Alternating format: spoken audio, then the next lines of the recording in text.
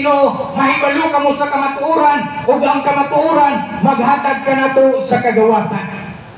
Nganong kinahanglan man nato mabatunan ang pulong sa Dios tungod kay aron makabatun ka sa kagawasan. Ug nganong kinahanglan tag kagawasan tungod kay dinhi sa sistema sa kalibutan nahimong ginapos ang tao. Wala kinahanglan siya o kamatuoran o walay laing kamatuoran nga gisgutan sa pulong sa Dios. John chapter 14 verse 6 nga matod pa niya, ako ang dalan o ang kamatuoran. Si Jesus Christ nagsulti niya na nga kinahanglan sa tao nga makabatun siya kamatuoran nga mao si Jesus Christ. Aron ang gapos sa sistema ng kalibutan na gusto sa Ginoo nga brungkagon ka na. Unsa man mga gapusa, kung maghisgot ka ni gapos igsoon ko, ikaw nga nagapaminaw karon. Kung maghisgot og gapos adunay duha ka mata nga gigapos ang tao. Gigapos niya sa pisikal o gigapos usab niya sa espiritual. Ang pisikal nga gapos makita sa tao. So kung ang tao ginapos siya, kung kay makita man niya ginapos siya, makita siya pamaagi unsaon niya pag-ikyas niya. Makita siya pamaagi nga makabadbad siya niini. Kung kay nagapos man niya o nagapos man siya, nakita man niya nga ginapos siya. Apan subo lang pamalandungon diya sa espirituhanong bahin. Kung kay wala makita sa tao nga nahimong ginapos siya, walay rason nga dili siya magpakabana sa pulong sa Dios. Kung kay wala niya makita nga ginapos siya sa espirituhanong bahin. Ano na yung mga gapos nga itong nakita na maghinungdan usab nga ang tao dili makapaduoy nga sa Ginoo. Mga ginapos sa kinabuhi. Number 1 nga gapos igsoon ko, kung naamang kanin wa kay lain solusyon nga imong mabatunan ang Dios sa imong kinabuhi. Ang Dios nga nagtan-aw nga nasa langit ug sa yuta ang imuhang mabatunan. Ginapos ang tao pinaagi sa balatian. Usahay ang balatian mo'y makababag sa tao nga mo'y hinungdan dili puduol ngadto sa Dios tungod kay naama sa gibati sa iyang panglawas. Nagapos ang tao sa balatian, apan sultihan ko ikaw, ang Dios mag-aayo nga na kanimo nga matod pa sa pulong sa Ginoo. Diha kaniya walay butang nga dili mahimo, ang tanan mahimo ngadto sa Dios. Basta ang tao moduol lang ngadto kaniya. Mahimong ginapos ang tao sa diha sa kakulangon, sa mga pagkinahanglan. Na mo'y hinungdan nga ang tao dili moduol ngadto sa Dios. Nga kung hagaron nimo sa pagpangalagad sa Ginoo, maingon lang dayon nga unya na lang ko kay napakoy himuon, napakoy pagkinahanglan, napakoy buhaton. Apan wala nimo masayri nga kanang pamaagi niya sa yawa ug mo'y hinungdan nga kanang nagapos ka sa sistema niya. Ang pagkaginapos buhat sa yawa, ang gusto sa Ginoo nga dili ka mahimong gapos aron ang tao makapangalagad ngadto sa Ginoo. Ang tao makapangalagad ngadto sa Dios. Muna ang tao kinahanglan siya og kamatuoran sa iyang kinabuhi kay wala na ilain Ginoo, wala na ilain nga matod pa sa pulong sa Ginoo sa buhat 4:12 nga ang kaluwasan makapragan lamang kaniya. Kay wala na ilain ngalan nga gihatag sa Dios dinhi sa kalibutan aron pagluwas sa mga tao. Ngalan lang sa Ginoo nga si Jesus Christ. Hihingalan sa tao, hihingalan sa relihiyon, hihingalan sa apostoles, hihingalan sa anghel, kundi ngalan ni Jesucristo may makaluwas sa tao. Apan ang tao di maminaw sa mensahe sa Diyos. Subo lang pangalanungon ang tao tungod kay nahimo man siyang ginapos sa balatian, sa kalisod, kalisdanan, labaw sa tanan, nahimong ginapos ang tao sa sala ni sistema sa kalibutan. Na kung isgutan natong sala igsoon, adunay tulo ka matang nga mahimong bantayan nato nga nakasala ta niya. Nakasala ta usahay diya sa ato ang mga kinaiya. Nakasala ta diya sa atong binuhatan, sa atong tinuhuan. Ang atong una-una, basta kay maayo kinaiya, maayo usab putasan. Pero sugod kag sa dili, daghang maayo kinaiya ipakita, pero lain og putasan. Buhutan mong tanawon, atong tanawon. Pero yan, sa batasan, sa kinaiyahan, sa binuhatan, dili maayo. Walang kinahanglan ka Diyos sa imong kinabuhi igsoon. Labaw sa tanan, mahimong makasala ang tao sa tinhuan. Nganong makasala man ang tao sa tinhuan? Walay problema kung mag-isgot ang tinhuan, natay kanya-kanyang tinhuan, natay tagsa-tagsa nga atong gituhuan. Apan mahimong makasala ang tao kung kanang imong gituhuan, di mo i-aplikar sa imong kinabuhi. Kay sultihan ko ikaw, matod pa sa pulong sa Ginoo, Mateo City 21, na di tanan nagtawag ka nako, Ginoo, makasulod sa gingarian sa langit. Kaya masugod ka sa sarili, katong giingon niya, nga magtawag kaniya na ato'y tinuhuan. Nagtuo to sa Ginoo, apan nganong ningon man ng Diyos, nga dili ka na nagtawag ka na ako, makasulod sa gingarian sa langit. Kaya ang ipangita sa Ginoo, ang aplikasyon, ang pag-aplikar sa imong gituhuan, nga matod pa niya, gawas lamang niya itong nagatuman sa kabubuton samahan, nga tuwa sa langit. Magunsa man imong gituhuan nga nagtuo ka sa Ginoo, apan wala nimong buhata, unsay gusto sa Ginoo na ipubuhat sa imong kinabuhi. Apan unsaon man nimo pagtuman niya na nibisan gani sa pagpaminaw sa pulong sa Dios, dili man ka makahimo. Labaw na sa tanan, sa pagtuman, dili man ka makahimo. Wala kay lain nga tuwan. Sumala sa gisaad sa Ginoo ang gingarian.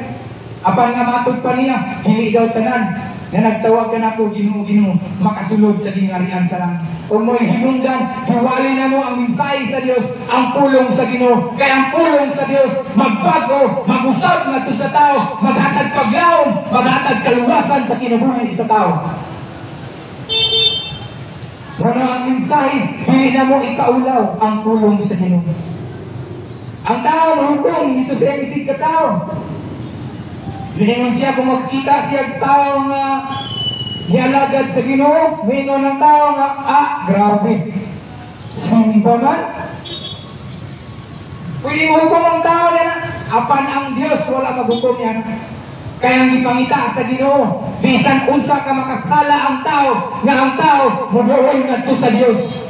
Namatod pa sa pulong sa Ginoo, Isaiah chapter 1 verse 18, namatod pa niya, dali ka mo ug maghusay kita, nga bisan unsa ka pula sa inyong sala, maputi kini, o bisan pa kini dagtong pula, maputi kini, sama sa balahibo sa ganyan. Walay tao nga wala makasala, kitang tanan nakasala, o kay tungod kay kita nakasala man atong sa Dios, kinahanglan kag Ginoo. O bisan pag unsa kadato ang sala sa tao, dili ka na mo'y kitanaw sa Ginoo. Kaya nasayon ang Ginoo sa matag usa na to kakinabuhi. Unsa ta o unsa ang atong baruganan nining kalibutan. Apan bisan pa ni ana, nagkinahanglan tag Dios. Gusto sa Ginoo nga mosulod siya nga na kanato. Apan dili siya makasulod. Kaya nahimong sirado ang atong kasing-kasing, nahimong sirado ang atong hunahuna. Gusto sa Ginoo nga makikupan siya nga ni kanato. Apan dili isusap siya, mahimong makiuban tungod kay wala kay panahon ngadto sa Ginoo. Mahatag ang tagpanahon. Kung nanay dibati sa panlawas, mahatag ang batag panahon. Kung atay mga problema,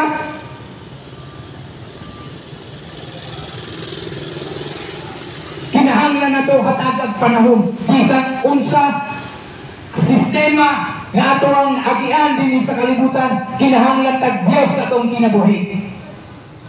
Gusto sa Ginoo nga mosulod siya nga nakanimo kanato. Ngayon ang pulong sa Ginoo sa pinadayag 3:20, nga matod pa niya nagatindog ako sa pultahan, o kinsay nakadungog sa kontingog ug muapri sa pultahan. Musulod ako pakigsalo kaniya. Gambot pasabot sa Ginoo. Nga ang pultahan mo atong kasing-kasing. Nagugan ang atong kasing-kasing. Atong pasudlon ang Ginoo. Di pating-ango na to ang atong kasing-kasing. Ingon ang Diyos, musulod siya o pag-igsalo ng buot ipasabot. Siya mismo, musulod na siya ng kasing-kasing o pag-iguban siya ng anak kanino. Walang kinahanglatag mensahe, kinahanglatag tulong sa Ginoo Hesus. Kaya ang tao aron makabatong sa kaluwasan. Kaya yun ang tulong sa Diyos sa Roman. Namatod pa niya. Ang tanan nakasala, huwag nahilayo sa imaya sa Diyos.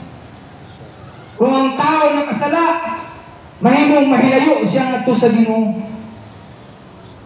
Wa may tao nga wa makasala, kita nakasala. Kapag nga kinahanglan tag Ginoo sa ato ang kinabuhi. Kung ang imong kasing-kasing, ang imong unahuna, nakasintro nga to sa Diyos, walay problema na. Basta ang imong kasing-kasing, anda mo dawat nga to sa Ginoo. Sa imong pagkadungog sa mensahe, basan asa mong kakaroon nga nakadungog ka nining mensahe sa Diyos. Tulong sa Ginoo. Na kung di mo patig-angon na mong kasing-kasing, ang Diyos makikuban nga to kanimo. Kung makabatun kag kaluwasan niya sa espirituhanong bahid, nga matod pa sa ikaduhang Korinto, nga matod pa niya, ang kaluwasan mabatunan, karon ang takna sa kaluwasan. Saan karon ang takna sa kaluwasan? Sa diyang nakadungog ka sa mensahe sa Diyos, o diliin mo ka ng paghahiyo ng imong kasing-kasing. Makabatong kag kaluwasan diya sa espirituhanong bahid.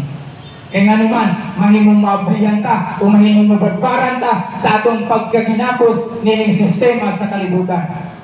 Kung nahimong ko kanina, adunay pagkaginapos sa tao. Nagapos siya sa sala. Nagapos siya sa iyahang tinuruan. Sa pangakay tinuruan, isuon ko. Kita lahi-lahi kang tinuruan. May munta nga, usaratong tinuruan. Pero ang pag-apply, wala ito ang pagkilihunlan. Kaya yun ang pulong sa Ginoo Santiago, Mississippi, ng pagturo sa tao, patay kung inubanan sa buhay. Nagturo ka sa Ginoo, apan wala kami tuman sa Ginoo, wala kami sunod sa Ginoo, matod pa sa Ginoo, patay ka na atubangan niya. Una nga atong kinabuhi, kinahanglan tag Diyos, ato ang kinabuhi, isundo. Brothers and sisters na nakabungod pa rin, kinahanglan kang Diyos sa ito ang kinabuhi. Asa man kang kapita, o sa manimuhang barugan nga bundok. Kaya usahay, kini nga ito ang kinabuhi. Tungod kay nagtuo man ta kung ngay magwali, dili ka maminaw, tungod kay basin o mabanhin ka. Wala mo muna mo kabiga sa mong reliyon. Ang gusto na mo, nakita ang tanan, mapadool nga ito sa Ginoo, dili sa reliyon. Kaya sa reliyon, puno sa tigpagarunin nun. Nariyaw sahay. Pero nagkinahanglan tag Diyos. Kaya usbon ko, namatod pa niya, walang nailaing ngalan. Si Jesus Christ lang ang ato ang sundon. Kung si Jesus Christ, magiguban ka na to, kung dili na to, patig-angon ang atong kasing-kasing. Kung nang gisagyaw na mo ang mensahe sa Ginoo, walay bayad, libre ni siya. Kaya matod pa sa pulong sa Ginoo ang kaluwasan, nga nabatunan, libre, o sa ihatag ko sa bining, nga bayad. Way pagpangayo, o suhol, o bayad. Freedom ang tao nga maminaw. Aba nagalipindi sa tao, kung tumanon ba niya, o dili, ang mensahe na yan na doon. Kunganinintak na sa kapon ng igsuon ko. Tinuhaan na to kanunay, na mabatunan na to ang mensahe o si Jesus Christ ato ang kinabuhi. Tumuon na to, nabisag pa, liyo sa kahimtang na naagian na to, nining mga panahon na, mga kagugot. Panluyo ni anak, naginhanglan tag Ginoo sa ato ang kinabuhi. Gusto sa Ginoo nga magikubad siya nga na to. Kundi na to patigangon ang atong kasingkas. Kung nanganingkat na, mayong hapon ka na itong tanan. Sa diyan nga mag-aampo ko, igsuon ko. Ikaw karon nga naas karon, asa man kang dapit. Kung di ka mo sabat sa akong mga pag-ampo, himuwa kini nga nga akong pagampo sama sa imong pagampo. Apan kung dili man nimo mahimo, bisan sa imong hunahuna na lang, pwede nimo himuon. Kaya ang tao dili makakita kung unsa imong ginahuna, apan ang Dios makakita sa imong ginahuna. Una ka sa diyang mampu ko, sabat nini ako mga pagampo. Hallelujah. Ginoong Hesus, nintag na sa kahaponon. Nanungod na ko ang imong mensahe, ang imong pulong. Nagginahanglan ko nimo Ginoo.